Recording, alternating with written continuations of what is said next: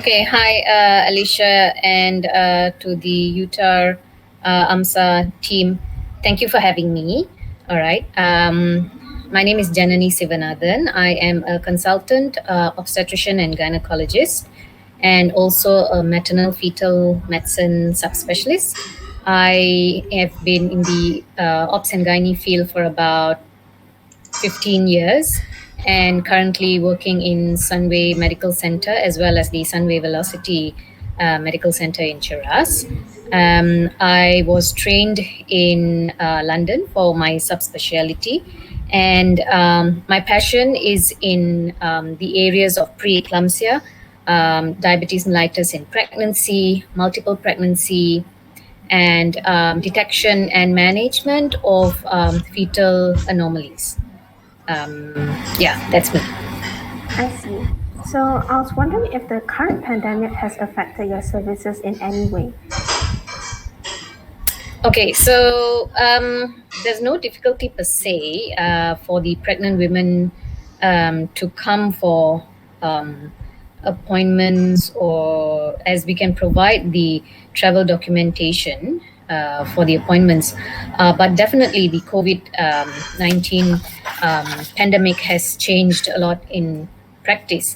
So, firstly, pregnancy falls under a high risk category if the woman gets infected with COVID 19. So, there are higher risk of complications wherein they would require admission, ICU admission, ventilation, and this in turn may lead to iatrogenic preterm delivery, cesarean section. They're also at higher risk of blood clots in the lungs, which eventually leading to mortality. So it is very important, pertinent that pregnant women are vaccinated so that they bring down the risk of all these complications for COVID 19. I see. So with that said, could we start off with a brief explanation on what maternal death is?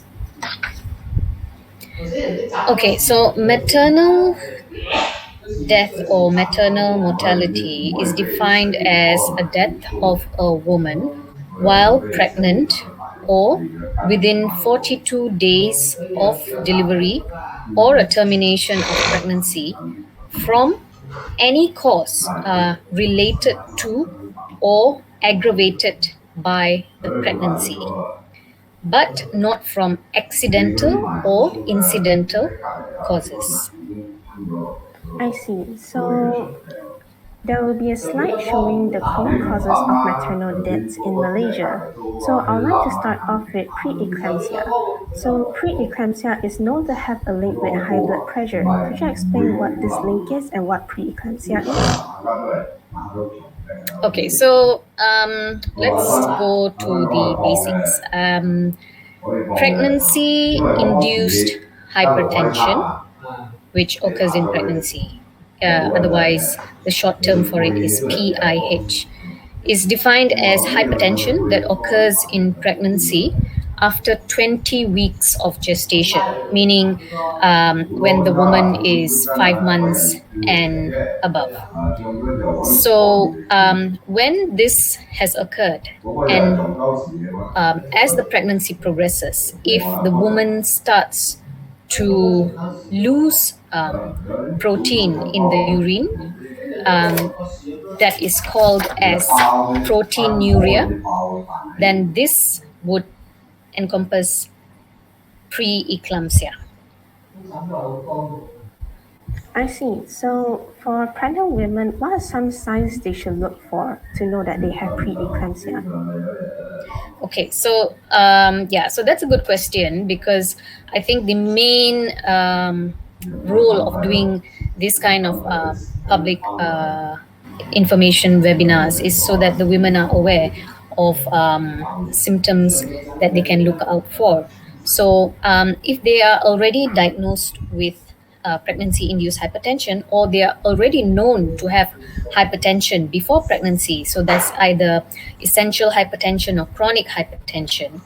And during the pregnancy, if she suddenly starts developing leg swelling, okay, swelling of her legs, and symptoms reflecting increase in the intracranial pressure of the brain, wherein she might, because of the high pressures, so she may develop headache, blurring of vision, seeing flashes of light, like, fireworks sort of thing, floaters, that means like black dots, feeling nauseated, vomiting, pain at the epigastric region, that means right in the middle, some sort of reflecting sort of like gastritis, but pain at the epigastric region, and the worsening of swelling, even facial puffiness. These are all symptoms that she may be having symptoms of pre-eclampsia,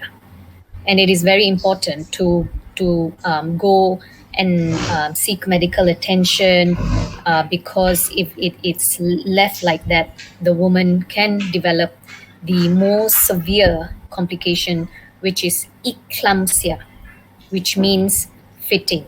So the woman will start fitting, which is a generalized tonic-clonic fits, and this carries high risk for mortality. I see. So for women who do have it, how is it managed for a safe pregnancy? Okay, so basically, when a woman starts having, or is already known case of high blood pressure, or starts developing pregnancy-induced hypertension, so she'll be closely monitored, wherein her blood pressure will be monitored. We would advise the woman to have a blood pressure monitor so she can monitor herself, or if that's not possible, then go to the nearest clinic, kesihatan, or the health clinic, to monitor her blood pressure at least twice a week. And if she develops symptoms, to seek to come to the hospital immediately. And if she is actually having symptoms of preeclampsia, then the think that the cure of it is actually delivery. So the placenta has to come out, and then everything will normalize. So prior to that, we will administer a medication to reduce the pressures in the brain, something called magnesium sulfate. And if she is still at a premature gestation, we will also start her on antenatal steroids for the baby's lung maturity. And once she's stabilized, the blood pressure is stabilized, we will plan for delivery, most likely in this kind of situation by cesarean section. I see. So now that we finished covering preeclampsia, let us move on to postpartum hemorrhage. We would like to hear your experiences with dealing this condition, but before that, could you explain what postpartum hemorrhage is? Okay, so postpartum hemorrhage, as the term already indicates, postpartum means after delivery, and hemorrhage is bleeding. So bleeding that occurs after delivery. Well, the most famous story that we can link it to is the Taj Mahal. So I'm sure most of us are aware of Taj Mahal. It was built by the king Shah Jahan for his wife Mumtaz, who unfortunately passed away due to postpartum hemorrhage while giving birth to her 14th child. And so the bleeding that occurs after delivery, the causes are can be divided to the easy way is four T's. Being tone, tissue, trauma, and thrombin. So I'll elaborate further. So tone meaning the tone of the womb. So because the womb carries the baby and the placenta and the amniotic fluid, after delivery, the womb, which was larger in size will contract to come to a much smaller size. In certain situations, the womb does not contract and it remains flabby, so toneless. And because of this, the mom will start losing blood from the womb. So, atony is one of the most commonest cause for postpartum hemorrhage. And secondly is tissue meaning there are remnants of the afterbirth or the placenta or the membranes left behind after delivery, so that tissue remains there, and this causes the womb not to contract properly or effectively, leading to more bleeding. Next is trauma. So trauma can mean like while the woman is giving birth, there's tears that occur either at the vagina or the cervix, and sometimes she may have a rupture of the uterus, or sometimes there can be involution wherein the womb um, prolapses out. So these all come under trauma. And the last one is thrombin. Thrombin meaning the woman has a clotting disorder. So the blood doesn't clot. So when she delivers, um, the womb has contracted, everything's okay, but she doesn't stop bleeding because she has a bleeding disorder. So, for all the four causes you listed down, is there a way to counteract it and prevent postpartum hemorrhage from happening?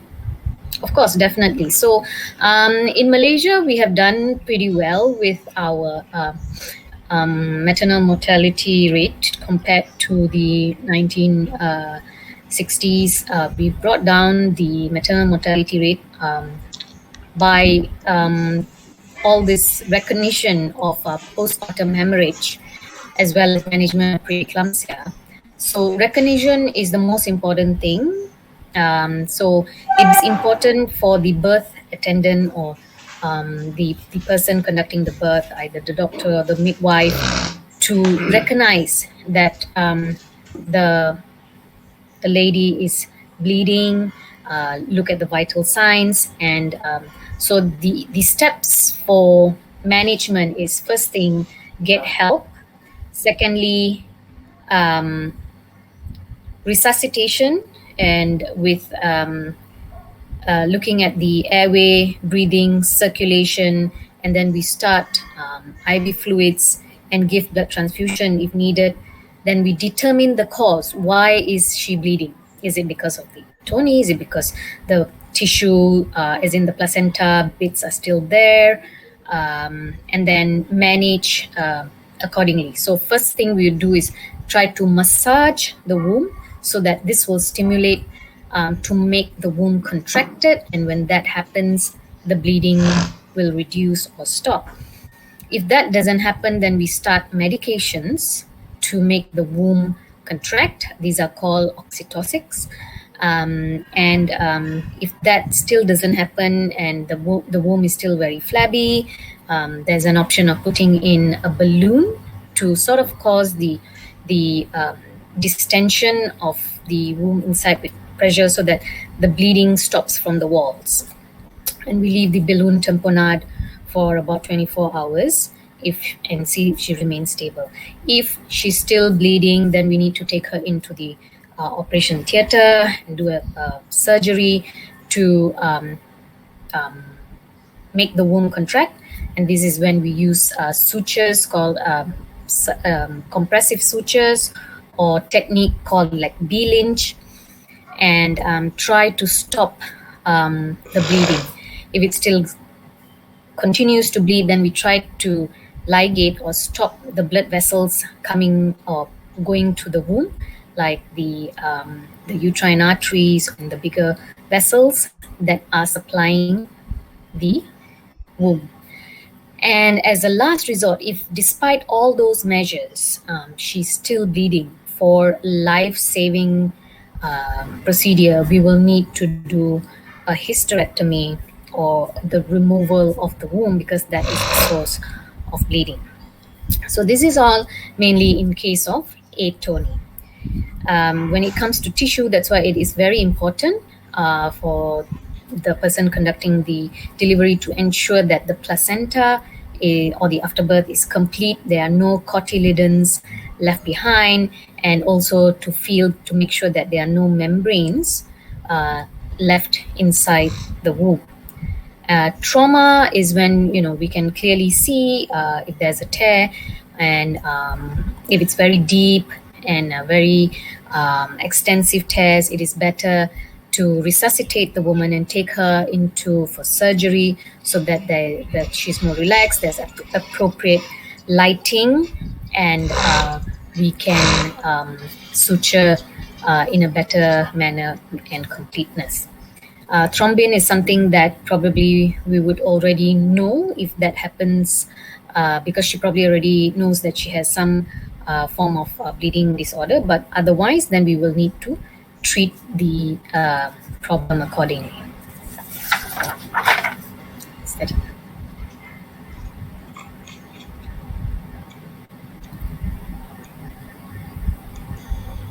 Sorry, I can't hear you, Alicia. Oh, I apologize. I'm sorry. Okay, so let us Okay. move on Yeah. to another cause. So for ectopic pregnancy, it's when the fertilized egg implants and develops at a place outside the uterus. So it may occur in several locations. Which critical locations would increase the chance of maternal death?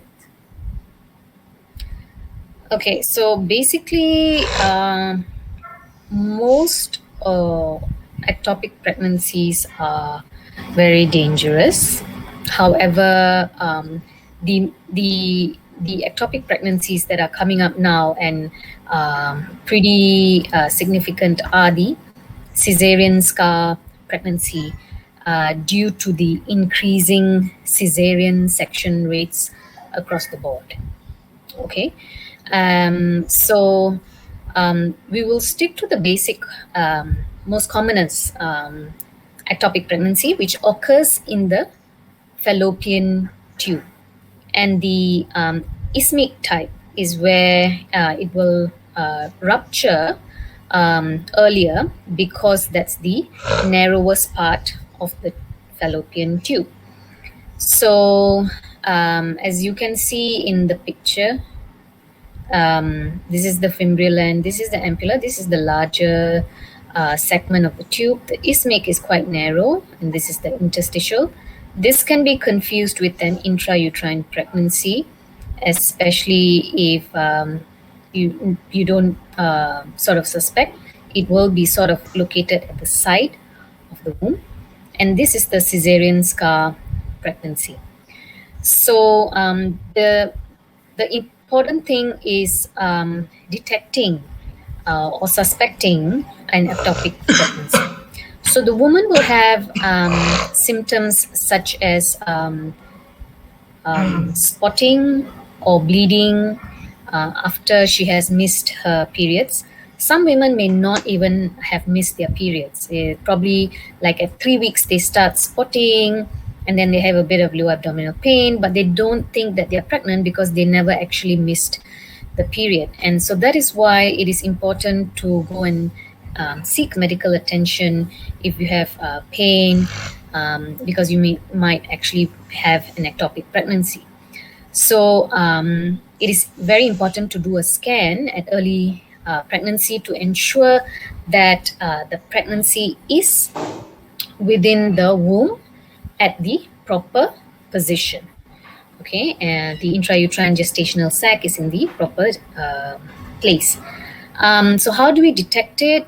Most likely by doing a scan. Sometimes the trans-abdominal scan, that means scanning from the top of the tummy, may not be ideal in early pregnancy in this kind of situation. So we will need to do an internal scan, that is a transvaginal scan.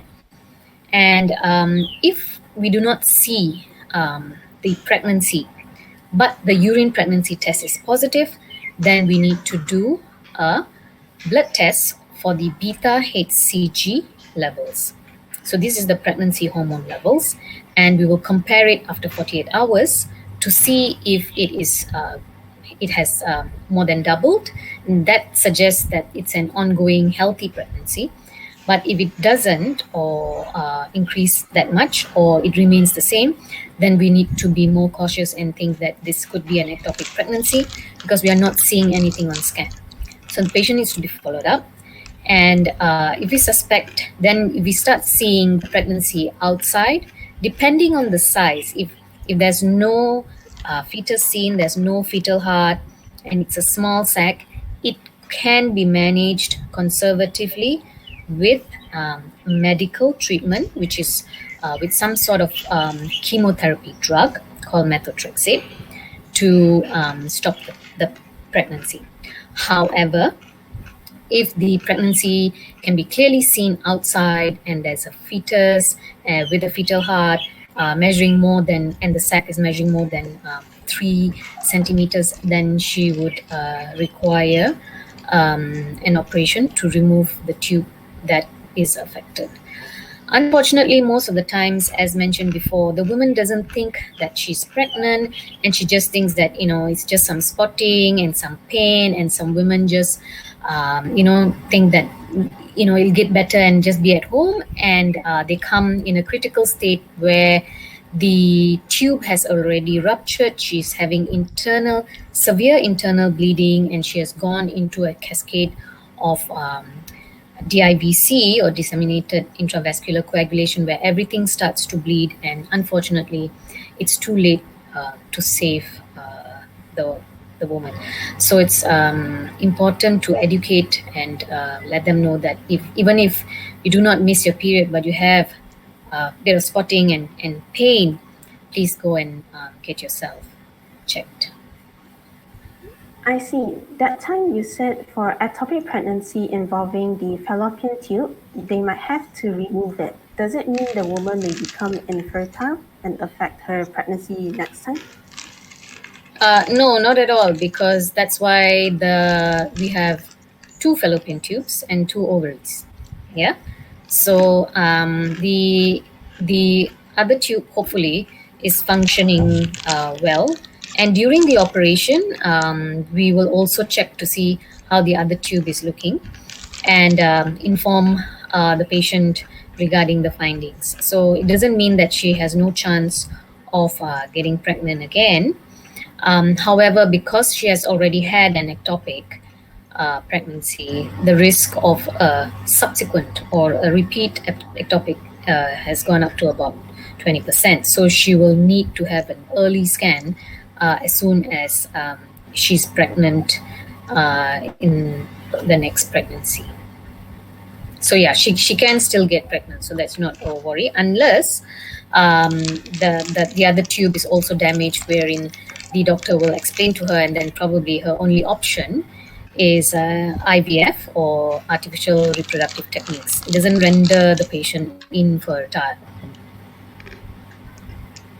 Okay, so another deadly condition that pregnant women may face is pulmonary embolism. So how exactly does this happen? Okay, so pulmonary embolism. Embolism means it's like a thing that sort of blocks the vessels.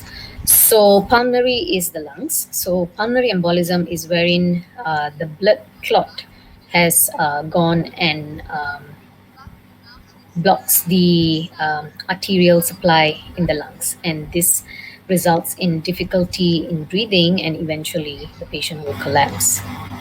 So as we know, pregnancy is a hypercoagulable state. That means it's the body's natural mechanism to form the increasing in the factors to make the blood clot, because anticipating definitely that we will bleed when we deliver. So that's the body's natural mechanism. So in cases wherein that causes the blood clot to form, it's generally formed in the legs, in the pregnant woman's legs, in the calf, because that's where the blood would stagnate in the veins, especially if the woman is um, not ambulating very well, or she's just lying down most of the time. In cases of dehydration, especially in hot weather like summer, and then if the woman is obese, having multiple pregnancy and underlying um, comorbids like hypertension, diabetes mellitus. Diabetes itself causes hypercoagulable state, and then so all this will increase the risk for blood clots developing in the legs in a pregnant woman. So one of the famous people who actually had pulmonary embolism is Serena Williams. I'm sure you know the famous tennis player. Yeah, so she had a pulmonary embolism when she was pregnant with her child. I see. So, are there any telltale signs that can immediately tell a woman she has this condition and for her to immediately go to a doctor for help? Yes. So, what are the signs? Is that there will be swelling of one leg compared to the other. Okay, so it'd be a unilateral or one-sided leg swelling and pain sometimes. Okay, and then the woman may also have symptoms of difficulty in breathing. Okay, chest pain, feeling palpitations or the heart rate going up, sometimes fainting or dizziness, and she may cough out blood. So these are alarming signs that one should look out for. So it's some of the things like difficulty breathing and increase in heart rate may be a normal physiological changes in pregnancy, and that they might think it's normal. But if it's worsening and associated with chest pain and feeling unwell, please seek medical attention. Okay, so compared to the other conditions we've just covered, maternal sepsis is a little bit different where it can be passed on to the newborn. Therefore, it's extremely important for us to fully understand this. So, could you begin with what maternal sepsis is and its causes? Okay, so maternal sepsis is a very important and um, it was one of the top three cause of maternal death in the recent 2018 to the 2020 mortality review under the WHO. It is life-threatening condition that arises when the body's response to infection causes injury to its own tissues and organs. So multi-organ disseminated failure or systemic inflammatory response occurs when there is an infection that sets in. So, maternal sepsis is defined as infection that occurs during pregnancy, during delivery, or after delivery, and after an abortion or miscarriage.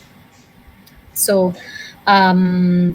early identification or recognition of the condition is of utmost importance. So, the most commonest cause is E. coli and Group B streptococcal infection in mothers. However, the most severe consequences is with E. coli and Group A streptococcal um, infection. Mm, is there a way to avoid this infection from happening in the first place?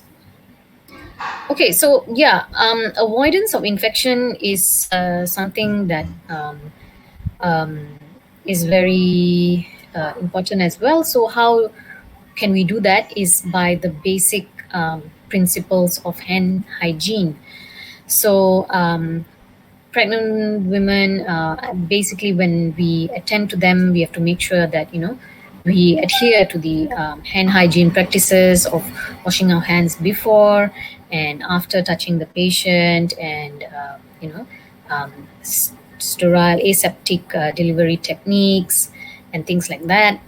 And also the patient herself has to follow these techniques of good hand hygiene and personal hygiene.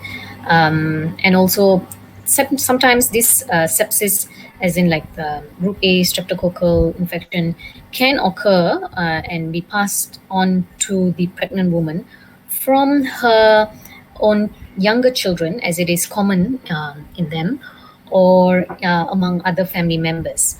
But because of the pregnancy, they are slightly more immunocompromised, and um, the consequences can be more severe in pregnancy. So they need to recognize if they have any symptoms of feeling unwell, and all they have to attend to go to the hospital or get medical treatment. What are the treatments that are available to solve this condition? Okay, so there have been lots of guidance and guidelines that have been introduced to help reduce the causes of mortality due to sepsis in pregnancy or in pregnant women. So, but the most important thing is early identification and having a high um, index of suspicion when we see the patient. And um, there are observation charts that have been put to recognize these symptoms early, such as the modified early warning scores or the MUSE chart, which has a color coding. So if it goes on the higher level, the nurse is supposed to escalate to the doctor so that appropriate intervention can be done. Other than that, sepsis in obstetric score or SOS is wherein you put in, look at all the other markers, such as the vital signs and the blood markers, to sort of identify how severe is the sepsis in this patient, wherein she may require ICU admission. So if the score is like more than 6/10, then we already know she's already high risk. We need to start having a multidisciplinary intervention and bringing the patient for higher up intensive care. Other than that, the sepsis bundle was also introduced, and this was brought this means the sepsis bundle is to say that we should do early recognition, so recognize with low index of suspicion, and then immediately start resuscitation with IV fluids like crystalloids, and then start take the cultures and start antibiotics, preferably within 1 hour of seeing the patient, or um, when we suspect. Treat with broad spectrum antibiotics depending on what we suspect the cause can be, and then we find out where the source is and try to either remove the source or just treat it with the antibiotics. So these are the management, or as in the sepsis bundle of care. Okay, so we finally reached the last cause of maternal death in Malaysia, or at least the common ones, which is heart diseases. So among the many types out there, which ones are the one you've commonly encountered during your practice? Okay, so heart disease in pregnancy is also one of the um, more recent severe cause of maternal mortality nowadays, because women who used to have heart congenital heart problem or lesions are now having better care and options of um, repair or operations for their condition, and with that they have um, the ability to embark on pregnancy. So, however, there are certain conditions that are not or contraindicated for pregnancy, and unfortunately, some of these women, despite knowing that, probably the practice of contraception as well is not um, so open, or not reachable for them, that they don't use the contraception and then they get pregnant. So the common types of heart disease can be valvular disease, so affecting the valves like the mitral valve or the aortic valve. um, and then some women have undergone replacement of these valves. So if it's a tissue valve, that's fine, but sometimes it's a metal valve, and with metal valves there needs to be um, anticoagulant therapy. Usually they are put on warfarin so that the blood doesn't clot at these metal valves. But warfarin is contraindicated in the first trimester of pregnancy, so they need to be converted to a more suitable anticoagulant in pregnancy. Okay, and then the next cause would be like complex congenital heart diseases like tetralogy of Fallot, or a ventricular septal defect, or atrial septal defect, or a patent ductus arteriosus. So depending on, so not all, there are different classes. There can be a mild, moderate, or severe. So the mild ones generally can have a safe pregnancy without any issues. But the most important thing is to ensure that they have a follow up with their cardiologist, and a combined with the maternal medicine physician in the combined cardiology clinic, to ensure that the pregnancy goes on safely with a planned delivery, um, and all. So the next thing wherein pregnancy is contraindicated is pulmonary hypertension and aortic root dilatation. This is where the aorta becomes larger, and then there's a risk of dissection or rupture. So these are cases wherein pregnancy is contraindicated. The next one, more common, is peripartum cardiomyopathy, PPCM. This is when the heart sort of becomes enlarged in the pregnancy, and because it's large, the heart is unable to pump adequately to supply for the woman, and so the ejection fraction will be low. And because the pregnancy is an additional load to the woman, having this condition, it will be highly risky, and the risk of mortality is almost 50%. So these are some of the common, or these are some of the risky heart diseases in pregnancy. So, for any of the diseases that you just listed down, how does it affect the delivery and pregnancy process as compared to a normal pregnancy? Okay, so depending on the type, so there are different classes: class 1, class 2, 3, and 4. 4 is where it's totally contraindicated. 3 is quite risky. 2 is okay, and 1 is quite of the low risk. So women under the class 1 can actually undergo a normal vaginal delivery, and with proper pain management with epidural, and shortening of the second stage of labor. That is where the woman has to push to deliver the baby. So we shorten it to so that the woman doesn't have to push so much. In other cases which are more severe, like pulmonary hypertension, then the woman has to be monitored in the ward, and probably a planned delivery by a cesarean section would be required. So it's case to case basis. Sorry, doctor, but that time your line sort of cut off, so we missed the last section you just mentioned. Oh, really? Can you hear me now? Yeah, no, it's all right. Okay.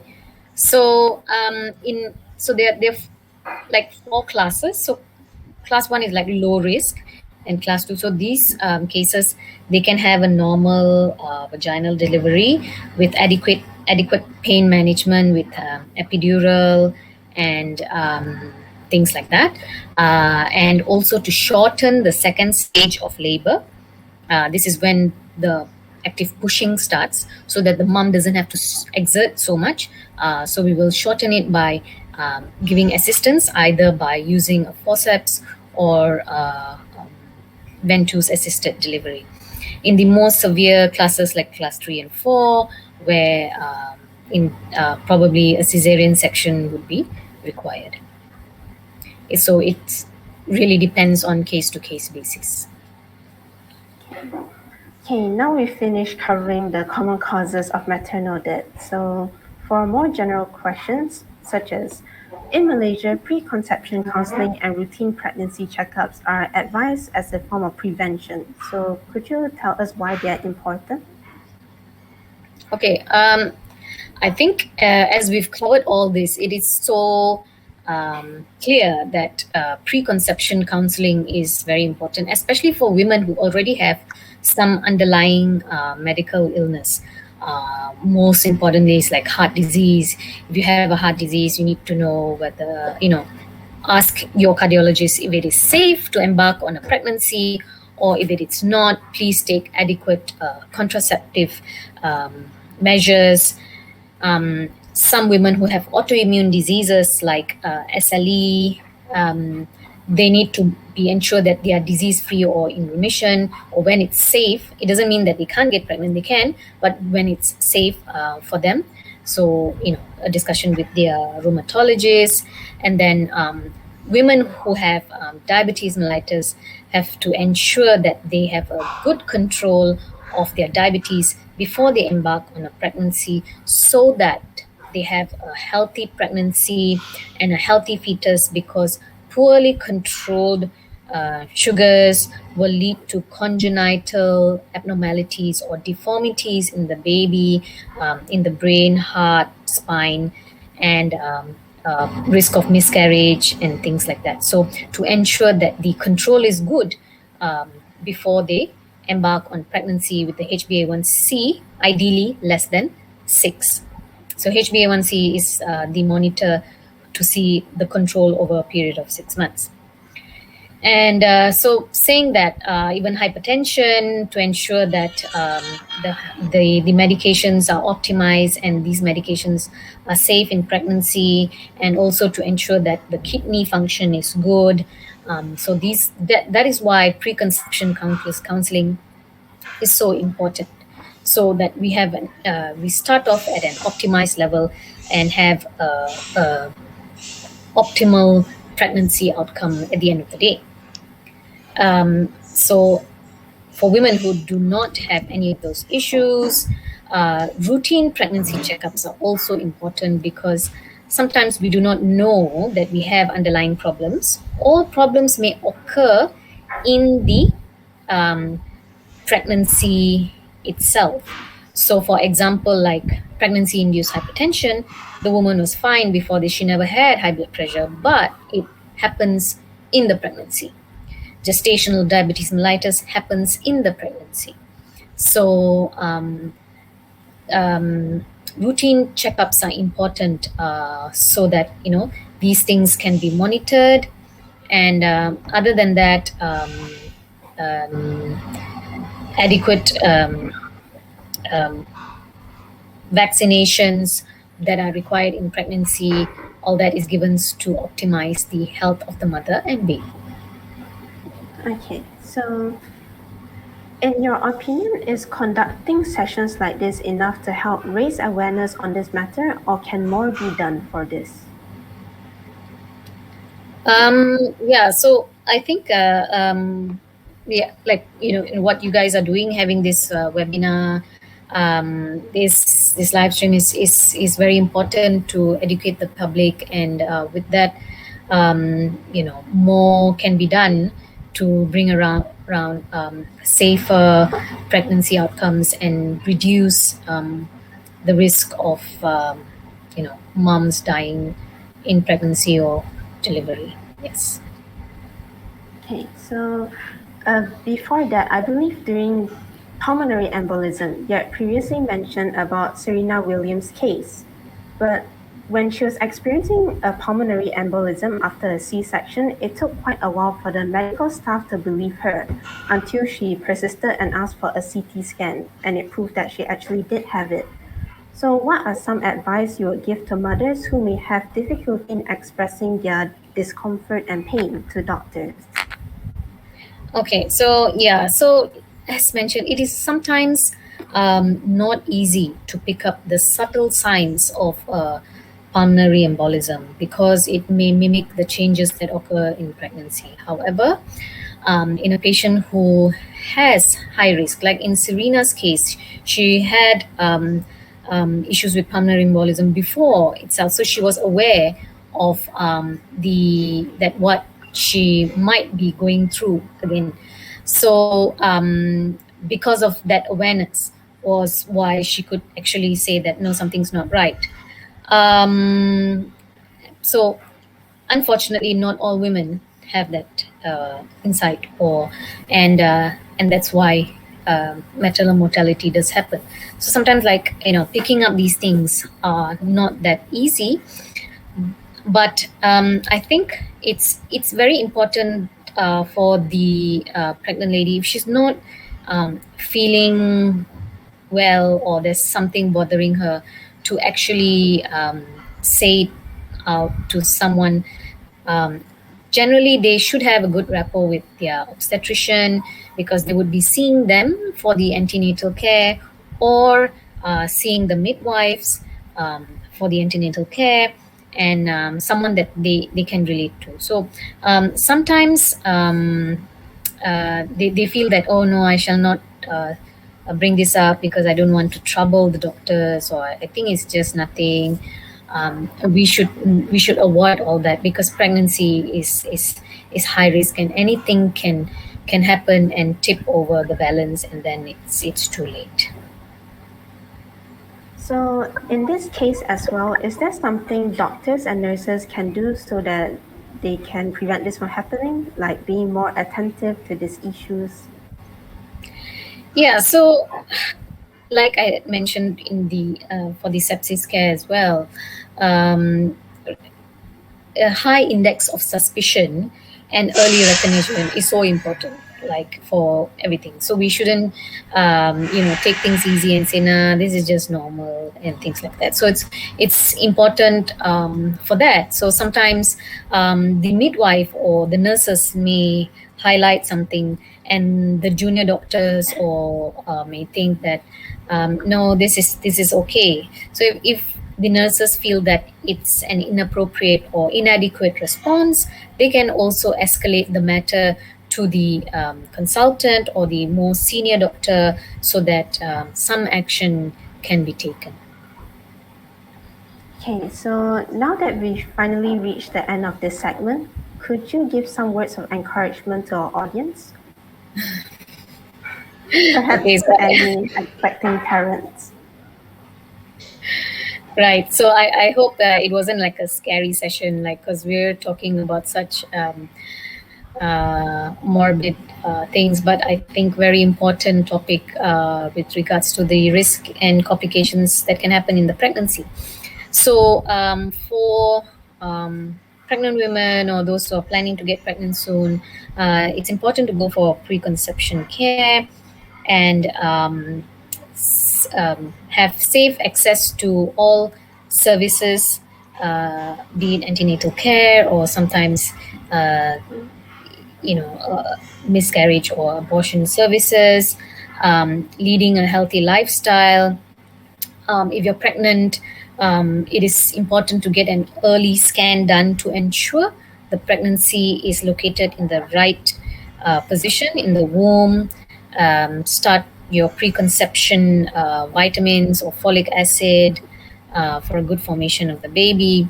And then in the first trimester, there are options of a first trimester screening for the detection of Down syndrome.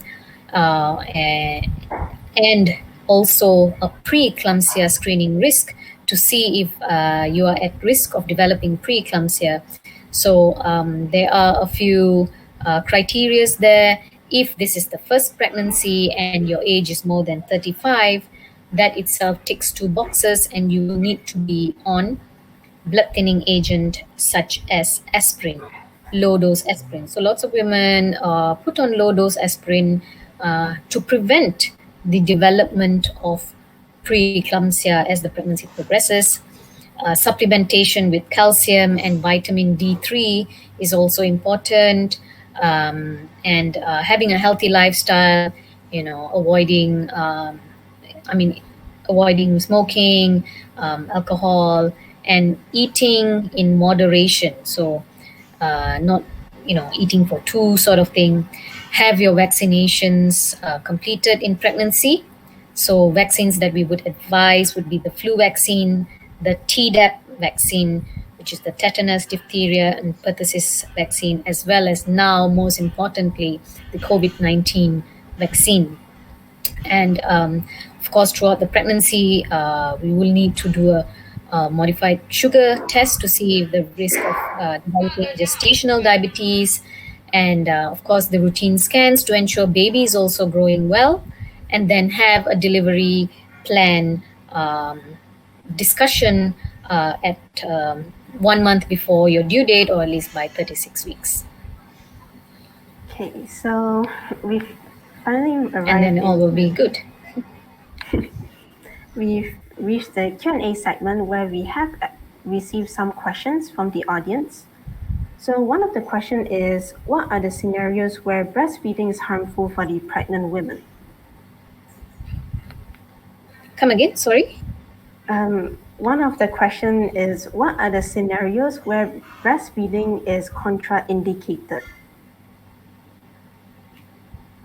Breastfeeding is contraindicated. It's generally breastfeeding is not contraindicated in many scenarios. It's very rare because most of the conditions actually we would promote breastfeeding because the benefits really are enormous for the baby. So unless there is some medication that the mother needs to be on, that cannot be changed to a safer one, then if the doctor says so, then she shouldn't be breastfeeding.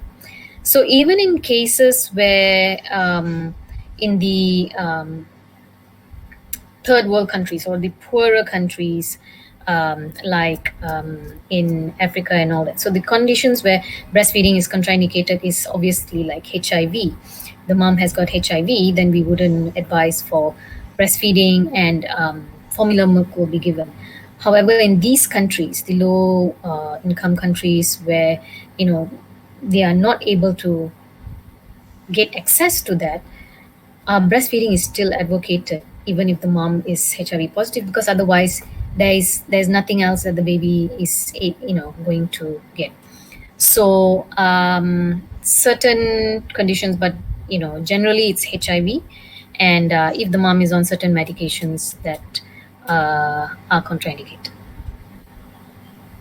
The second question is, if a mother gets vaccinated during pregnancy, will the baby receive it as well and get active immunity towards that disease? Yeah, so one of the more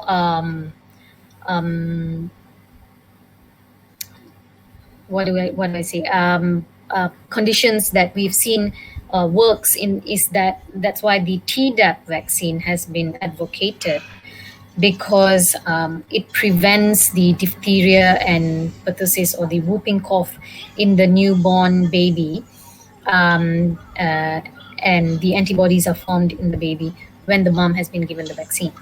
Okay, when we talk about COVID, because it's pretty new, yes, but investigations done have shown that there are antibodies in the cord blood as well. But how much it confers a benefit, we are unsure. But because there are antibodies formed, so we would think that that would protect the newborn babies as well. Okay. The next question is: does a doctor feel it's suitable to have a pregnancy during MCO now, and is there a bad influence on the child and increase the risk of baby death in this moment? Okay, so there are lots of things to consider in this question. You see, because we are in this pandemic, and there are lots of economic implications, right? So some do not have jobs, and having it finding it quite difficult. In that situation, if there are financial implications, then bringing in a newborn, will be obviously not a wise choice, right? So that is one. Number two, the pandemic, as I mentioned, if one gets the illness, especially a pregnant woman, she will be high risk. Okay, there's high risk for morbidity and mortality complications occurring in the pregnancy. That is why it is so important to vaccinate. So at least, even if you do get the illness, it will be at a lesser severity. And as now we can already see in Malaysia, the healthcare workers who have been vaccinated, they do. It's not like it's they will not get COVID. Yes, they do get infected, but at a lesser category of illness. So the vaccination is very important. Having a negative impact on the child. Um, it's difficult to say because obviously things have changed. So the negative impact will probably be the child only knows the people in the family, as in the mother, father, and the child is just enclosed in at home, because we're not wanting to expose the child to um, visitors or undue risk of the infection. Okay, so there are implications of getting pregnant in a pandemic because everything is it's not stable yet. We're not in a stable condition. We do not know how things are going to go. So perhaps and looking this is very individualized. It is not across the board for everyone. For some, they may feel that they have planned certain things, and at this point I would want to get pregnant. And if they feel that they are able to financially, and they think that it's better for them to handle it, then go ahead. Some women feel that being pregnant in the pandemic is much better because they don't need to see lots of people out there who will comment on, oh, why is your bump looking so small, or is this going to be a boy? And and people coming to visit the baby and touching the baby unnecessarily, or kissing the baby unnecessarily, or hugging. So they prefer to, I mean, it's not prefer, but they actually have a pregnancy, and they can see the difference between the first pregnancy, which was not during the pandemic, and how it is currently. Of course, there are lots of changes as well. Probably in when not during the pandemic, the husband or the partner could come into the delivery room to be with the wife. However, in pandemic now, in the government hospitals, that's not allowed. However, in private setting, that may be allowed, provided the husband does the COVID test as well. So there are lots of things to consider before making your decision on embarking on a pregnancy. Okay, so another question is: for mothers expecting a child with Down syndrome, what is your advice for them? For mothers expecting a child, that means that the baby or the fetus has already been diagnosed with Down syndrome. Is that it? Yes. Yes. Um, so yes, Down syndrome has got a wide range as a spectrum. There can be the mild Down syndrome who do very well because it is a very mild disease in them. There's no affection to the brain, heart, or kidneys, and these children are actually very kind and loving, and it's a joy to be with them, and they have special artistic um, abilities, either art or singing and things like that. The other spectrum is Down syndrome with severe disease, wherein they also have heart problem, and more severe problem in the brain, so that you would anticipate a bit more difficult or stormy period looking after this baby, because they may get recurrent infections and would need to be admitted more frequently. Okay, so if you already know that the baby is going to be Down syndrome, as in the, the genetic test has confirmed it, then I think there are there you need to uh, know that there are lots of support groups out there for Down syndrome. For example, like the Kiwani's support groups, so that you can contact them, or other parents who have similar um, babies, and know how to optimize the outcome for these special children, because they will need with special guidance, and um, special schooling, they can actually lead a good life. Okay. So another question is, can Down syndrome and other genetic diseases be detected when a mother is pregnant? Yes, so Down syndrome can be detected. That is why the first trimester test was brought about in the first place. Okay, however, it is not routine in the Malaysian antenatal care, but it can be performed in the private sector, or even in the government hospitals if requested. Um, the Most of it is a screening test, a confirmatory test. That means to confirm it, then you will need to do an invasive test. That means taking the fluid surrounding the baby, called amniocentesis, to confirm if it's affected with Down syndrome. Other genetic diseases can also be detected.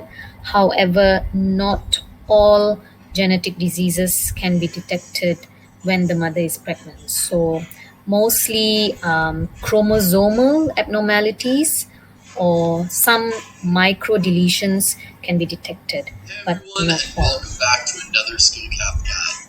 In today's guide, we will be going over 10 secret Okay. tips that the Valorant devs don't want you So to know.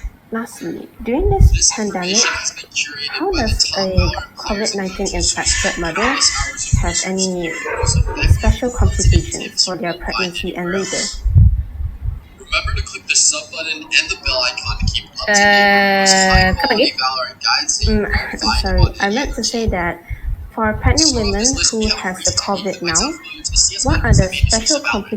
We're complications they talking about face boosting. during their For pregnancy those of and you who labor? haven't heard of boosting yet, boosting is where two Okay, I players think fight I against each already other and answered one this player uses question another as a stepping block to get to a higher area on the map. This technique earlier, allows players to get into positions where but their I shall go opponent through it can't. again. For Okay, example, you can so actually use a teammate to the top of the box outside if the a shot. woman is This affected is a spot with usually reserved only for COVID senior players, but 19, now any age group can play. she is at Many people thought that considered boosting at high wasn't going to risk, be possible in Valorant. especially if her age is Now more there than are two ways to 40. boost. One If of the these is basic BMI tips, is more but the than other is an 40, that insane means strat she's you need to try obese. out if you want to. she has underlying medical illness like diabetes, high blood pressure, or heart problem, or autoimmune disease, or kidney problems. Okay, and then if she develops symptoms like coughing, chest pain, difficulty breathing, unable to tolerate orally, okay, high grade fever more than 39 degrees, um, and if the baby is not moving well, or she starts leaking or having bleeding, all this indicates that she needs to be admitted. Okay, and because of that, with admission, women, as mentioned before, are at high risk for developing blood clots in the leg, and pulmonary embolism is a high risk in COVID illness. So as they are admitted, they will be already started on blood thinning agents.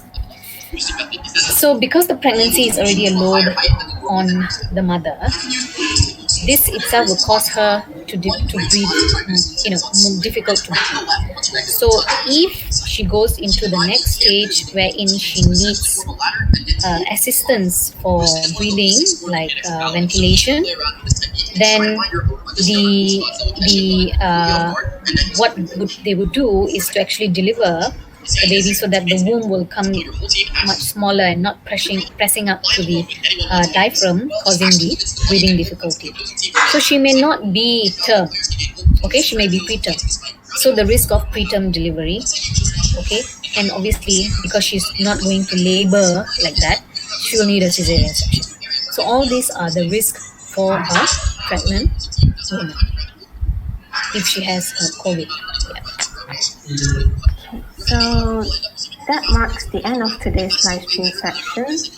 I'd like to thank Dr. Janani for sharing all this information as well as being patient with me during the Q&A session, as well as thanking everyone who has attended this live stream today. So I hope we help answer your questions regarding high-risk pregnancies, as well as help you understand why it's important for us to know about maternal deaths in Malaysia.